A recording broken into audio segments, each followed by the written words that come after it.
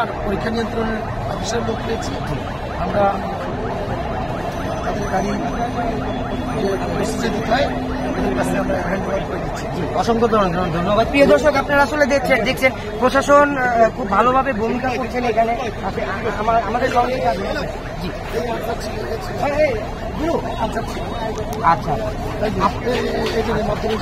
এই পুলিশটা এই চলে আসো, ঠিক আছে।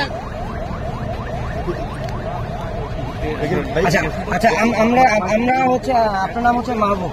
আচ্ছা জনাব মাহবুব, আপনি আসলে গাড়িতে ছিলেন, কি হয়েছিল? আমি ছিলাম গাড়িতে। আমরা হলো এইচএসসি পরীক্ষার প্রশ্ন দেওয়ার জন্য আমরা গেছি 2500 টাকা। জি ওখানে আমার প্রশ্ন দিয়ে আসার সময় এখানে দেখি অনেকক্ষণ জ্যামে ছিলাম। জি ইমার্জেন্সি গাড়িগুলো ওরা বের করে। জি জি তা আমি যা বললাম যে ভাই আমাদের শিক্ষা বোর্ডের গাড়ি এখানে ছেড়ে দিতেন ভালো হতো।